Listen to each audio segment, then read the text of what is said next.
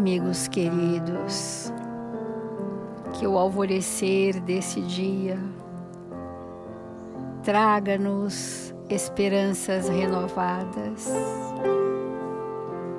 Estamos a postos para elevarmos o nosso pensamento a Jesus e pedir humildemente: sê conosco, Senhor. Ampara-nos nesta hora, Mestre amado, para que em seu nome possamos estar sentindo de bem perto as vibrações sublimes dos seus mensageiros, que solenemente aqui estão apostos para levarem aos nossos pensamentos as vibrações sublimes do seu amor, Senhor. Mestre amado, sabemos que nos renovas por meio das grandes provas que visitam a humanidade da Terra. E é nesta confiança, Senhor, de que estamos nos renovando a cada dia, refletindo profundamente em nós mesmos, buscando as retas seguras dos seus ensinamentos, para seguirmos resolutos e confiantes. Abençoa-nos nesta hora, Senhor, que em seu nome a multidão dos aflitos sejam amparados, que a multidão seja beneficiada pelas fagulhas do seu amor, pelas claridades da caridade, Senhor, suavizando, amparando e acolhendo a todos que buscam a vossa misericórdia. E é neste ambiente sereno, preparado para nos receber aos primeiros clarões dessa linda manhã, que em nome de Jesus e dos Espíritos responsáveis por este Evangelho, iniciamos as reflexões desta manhã. Obrigada, Senhor Jesus. Obrigada, amigos queridos, e que assim seja.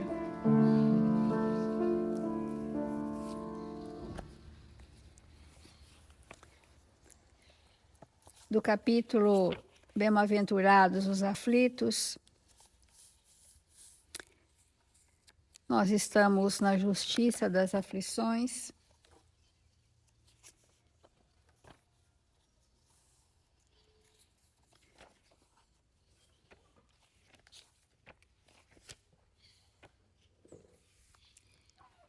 Que diz assim: causas atuais das aflições. A quem, pois, culpar de todas as suas aflições, senão a si mesmo? O homem é, assim, num grande número de casos, o artífice dos seus próprios infortúnios.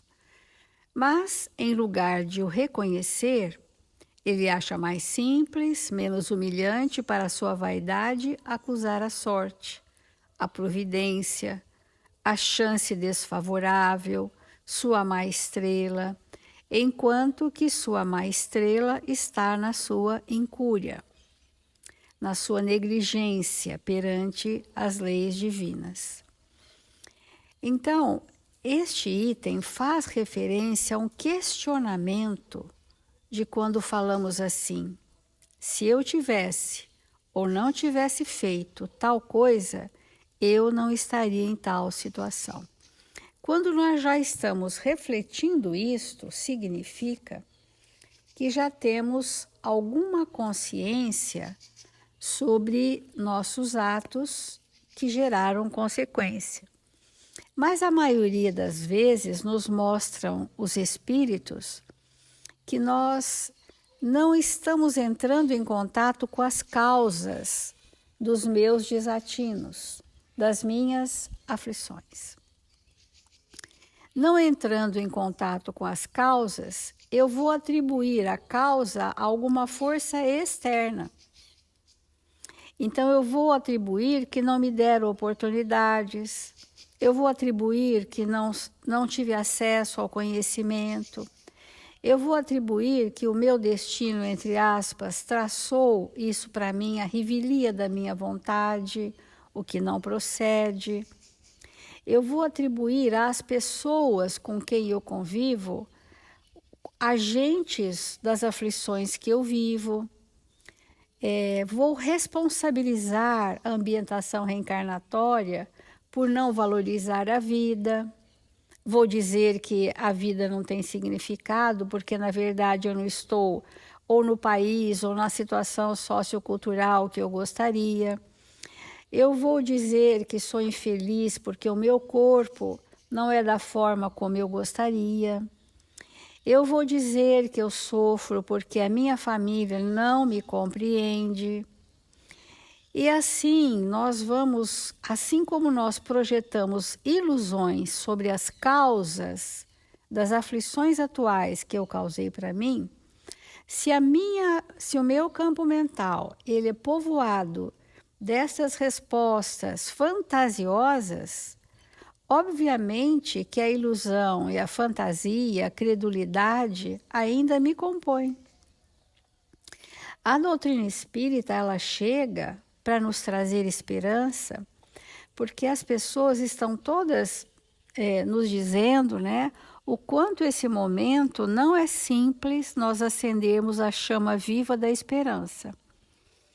E a doutrina espírita, ela vem trazer a esperança, mostrando para nós a verdade, que são as leis divinas. Ela vem nos mostrar que, olha, hoje eu sofro a consequência dos meus atos de hoje.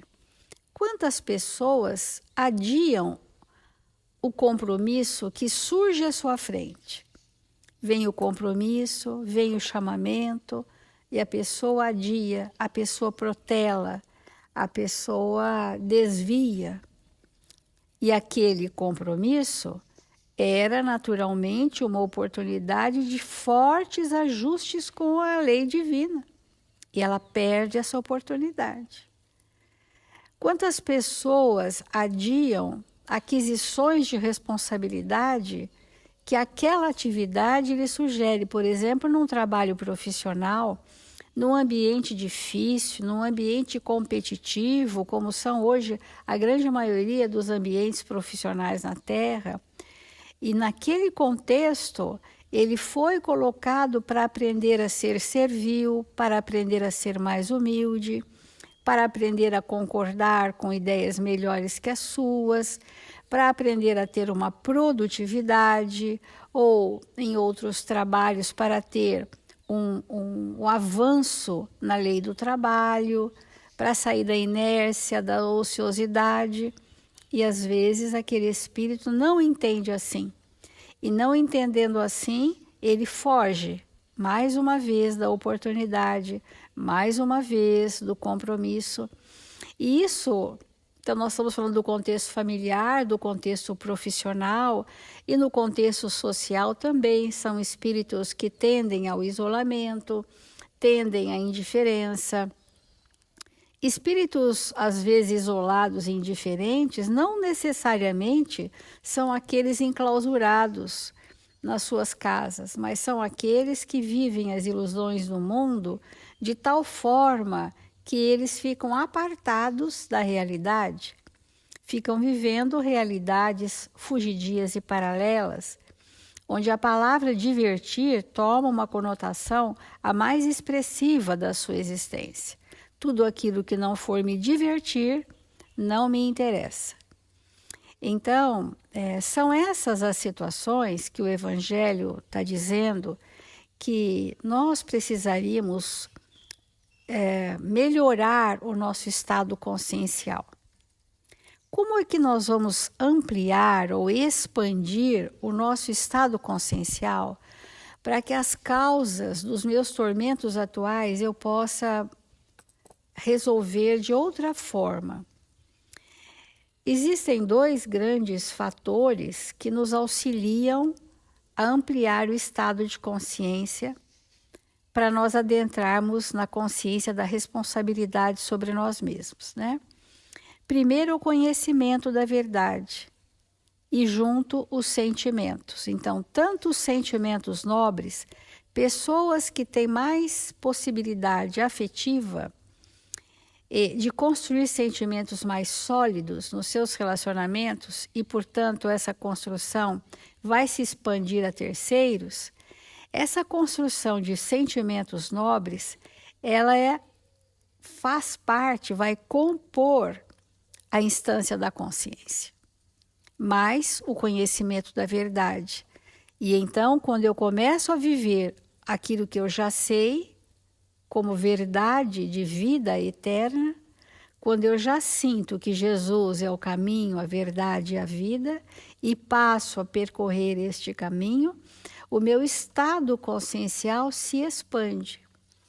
E essas questões ilusórias, as fugas, o isolamento, a indiferença, a procrastinação, o abandono e mesmo a ociosidade, a inércia, elas vão desaparecendo, porque o espírito estará ativo na construção, como diz o Evangelho, o artífice da sua evolução. Nós é que somos os timoneiros da nossa existência.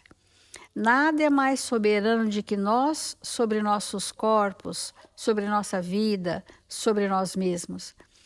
Então, é muito importante que nós saiamos desse patamar de ser arrastados para o patamar de dirigirmos a nossa existência. Porque olha que diferença. Quando a vida me arrasta, são forças cegas que estão me conduzindo. E quando eu aciono a diretriz da minha embarcação, da minha existência na Terra, eu assumo o meu compromisso consciencial sobre mim mesmo. Então, essas dores inevitáveis, esses dissabores totalmente desnecessários, que são as aflições, as dores dessa existência, passam a ser para nós, como temos falado, grandes oportunidades. Ah, se eu soubesse ontem o que eu sei hoje, mas hoje eu já sei. Hoje eu já tenho remorso, se ainda não tenho arrependimento.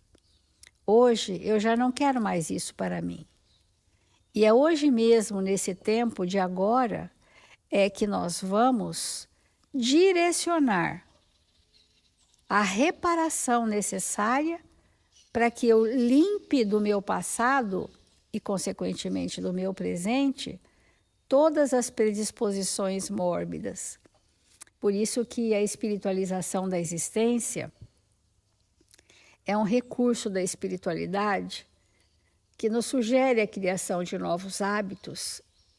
E nesses hábitos espirituais, nós precisamos ter como pauta primeira a expressão do sentimento nobre. Quando a expressão dos sentimentos nobres, carregando valores éticos e morais, for a tônica dos nossos espíritos, nós estaremos num estado de consciência mais lúcido. E essas ações voluntárias de escolhas enganosas deixarão de existir para sermos direcionados pelo nosso livre-arbítrio. E o livre-arbítrio está a serviço do planejamento reencarnatório, porque ele é regido pela nossa consciência. Então, essas aflições criadas por nós mesmos passarão a serem resolvidas nos atos do bem constante.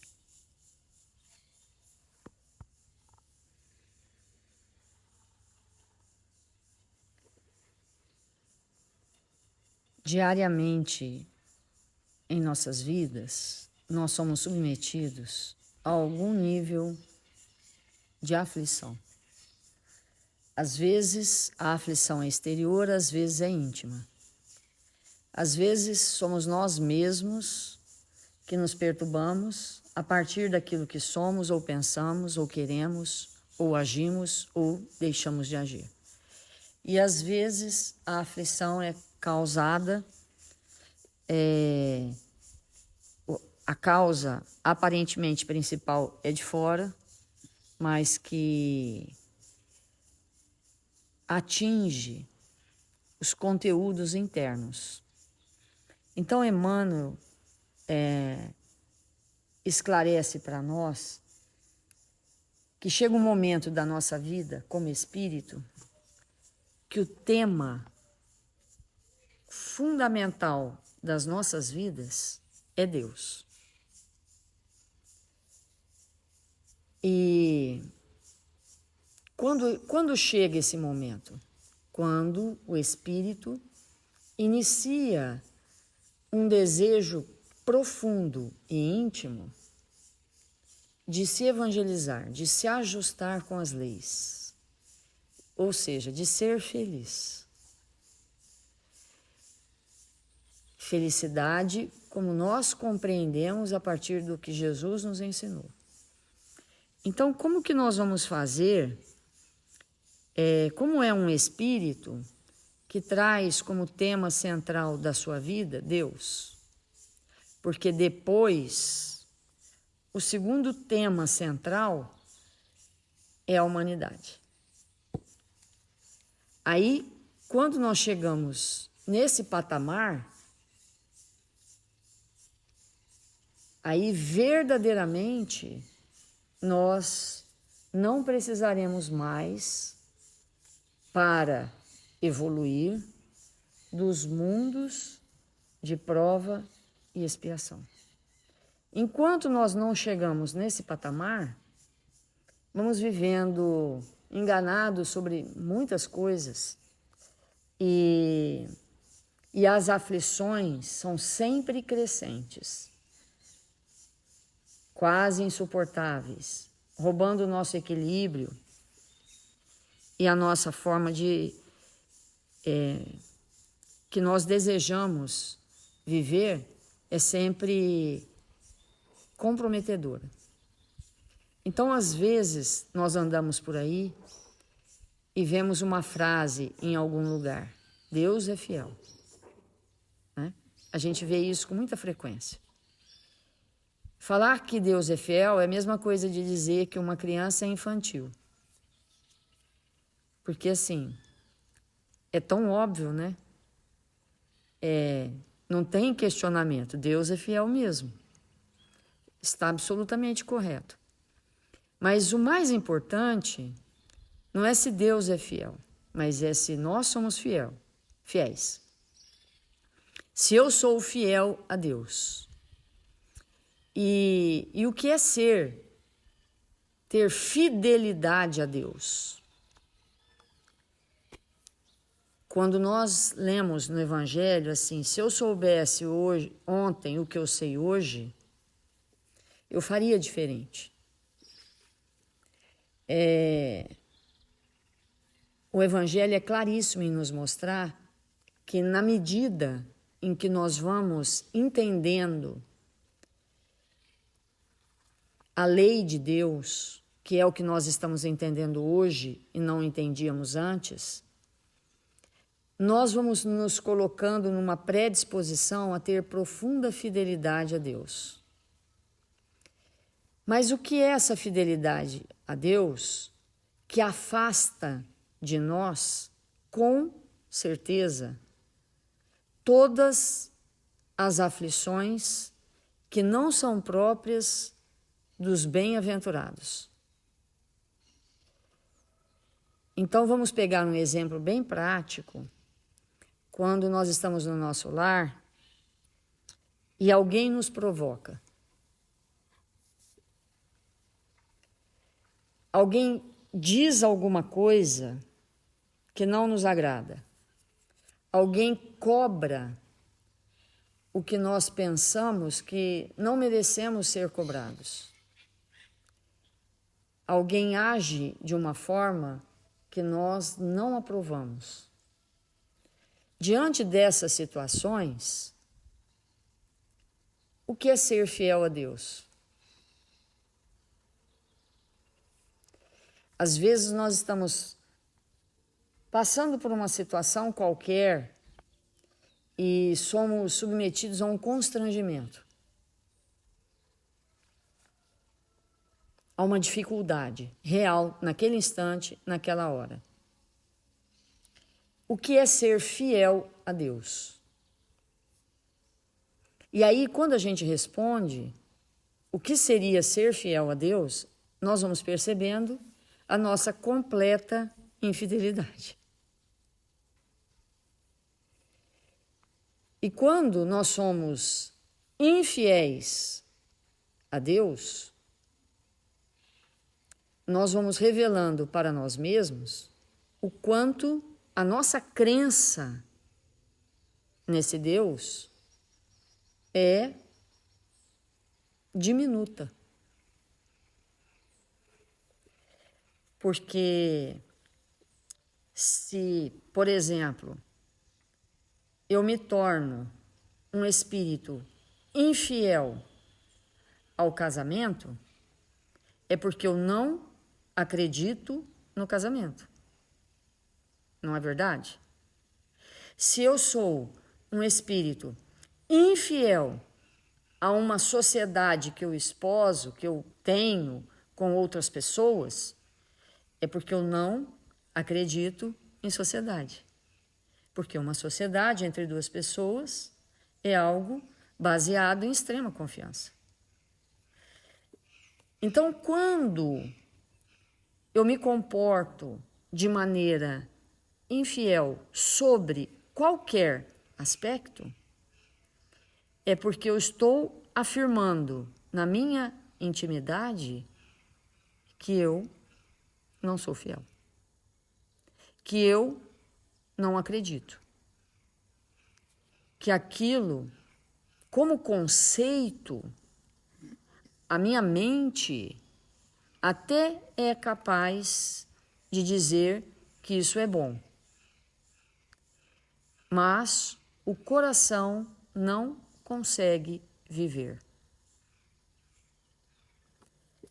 Então, é muito importante nós irmos entendendo, né, o que mesmo significa as aflições como parte de uma infidelidade ao tema que deveria ser central em nossas vidas. Quando nós estamos diante de qualquer desafio que exige de nós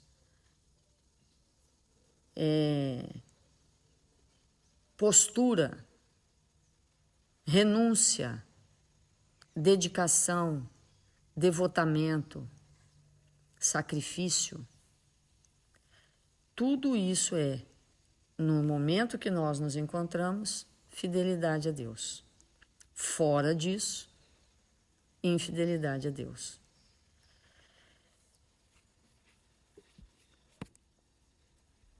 Refletir sobre isso é muito importante para nós, porque a doutrina espírita fala para nós muito sobre fé, muito, todo o tempo todo, o quanto nós devemos alicerçar na nossa intimidade uma fé inquebrantável.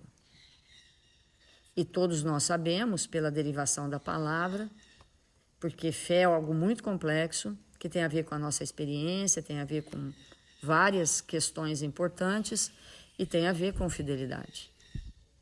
Fidelidade é aquilo que eu realmente acredito.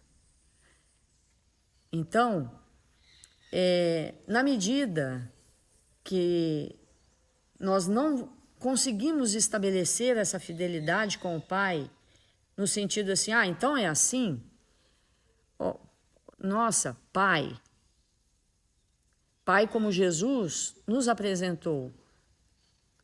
Então, Pai, é assim? Então será assim. Fidelidade da minha parte para contigo.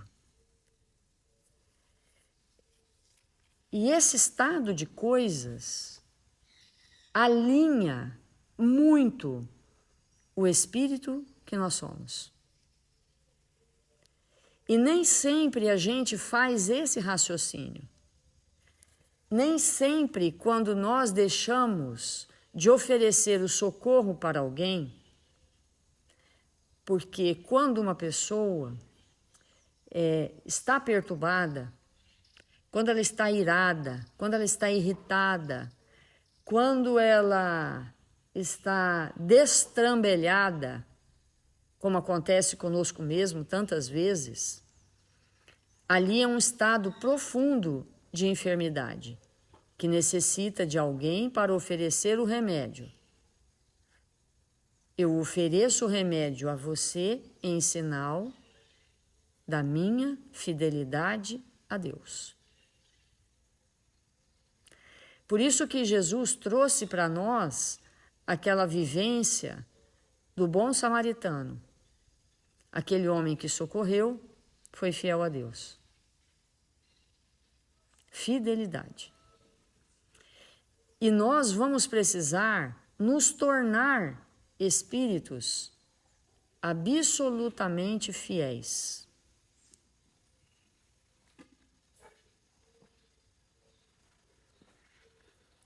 Para sairmos dessa condição que nós nos encontramos de aflições que definitivamente nós temos visto nesse capítulo, desde o começo, que a grande maioria das aflições que nós passamos nada tem a ver com as bem-aventuranças. Muitas vezes nós estamos aflitos porque gostaríamos de manter o padrão destrambelhado que temos mantido há séculos. E ficamos aflitos porque não conseguimos tocar mais adiante o nosso lado menos feliz. Porque a sociedade vai nos constrangendo, as leis vão nos conduzindo, e aí vai ficando mais difícil nós permanecermos sendo aqueles espíritos que presta um desserviço à humanidade. Eu gostaria de ler só um trechinho dessa lição que nós começamos ontem, intitulada Também por Nós, em que Emmanuel vai dizer que todas as vezes quando nós analisamos de maneira parcial o que está acontecendo conosco, nós entramos nesse nível de aflição do não bem-aventurado. Quantas vezes nós tomamos decisões de nos apartarmos uns dos outros porque a nossa visão sobre o que está acontecendo, ela é partidária. Ela é vista só do nosso lado e não como um todo. Então ele vai fazer algumas observações em que ele diz assim, que nós devemos estudar com sinceridade as atitudes para conosco que as pessoas tomam para conosco e verificar se a dureza de coração não é mais intensa do nosso lado. Porque se o que nós estamos observando que o outro está fazendo não está relacionada a uma atitude que nós cometemos ou fazemos e que dispara no outro seus piores conteúdos, mas que a gente não lê assim. Nós lemos, nossa, essa pessoa exagerou, mas às vezes nós colocamos só uma gotinha. Não era para tudo aquilo, mas é que o copo estava cheio. Então nós vamos continuar refletindo bastante para que sempre possamos perguntar: qual é a minha parte no tormento daqueles que me rodeiam? Porque se eu disser, não tem da minha parte, aí é cego conduzindo cego. Vamos fazer a prece.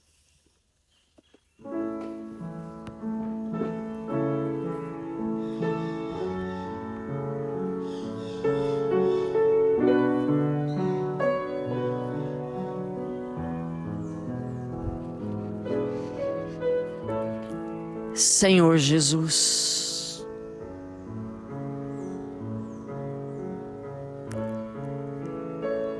divino amigo das nossas vidas, nós nos encontramos aqui, desejosos de aprender cada vez mais as tuas lições e nos tornarmos espíritos fiéis ao seu amor. E, sobretudo, fiéis a Deus, nosso Pai,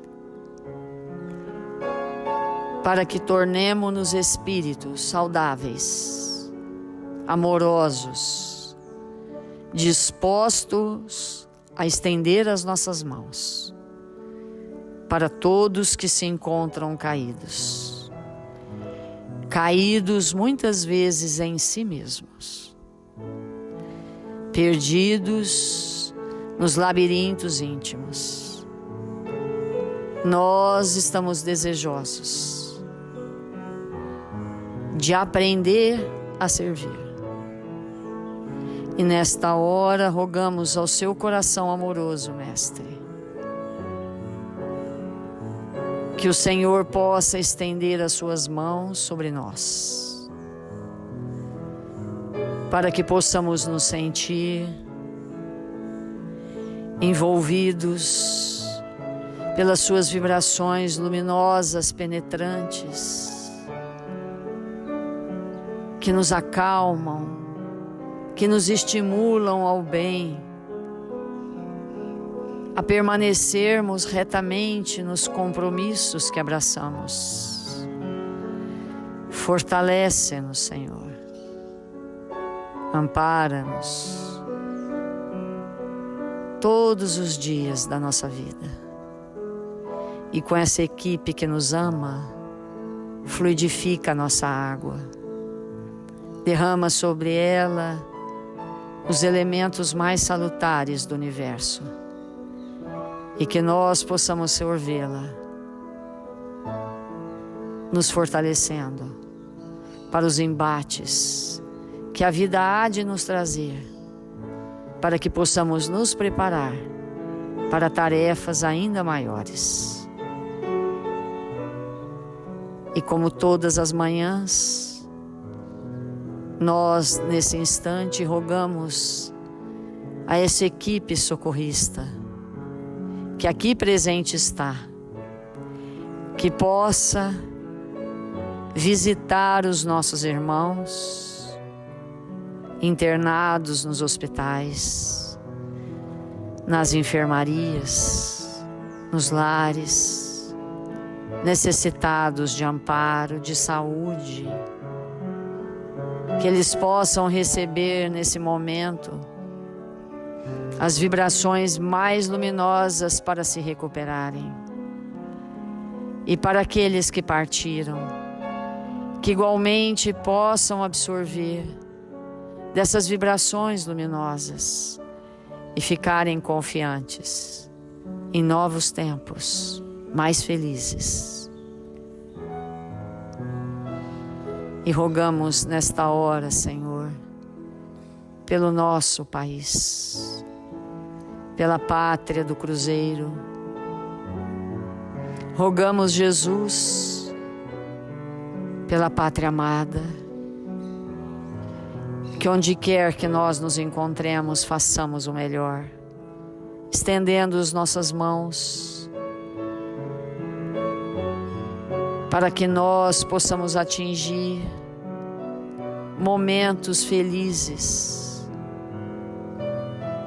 onde iremos nos entregar com alegria e bom ânimo para realizar o que viemos fazer na terra em seu nome, Jesus.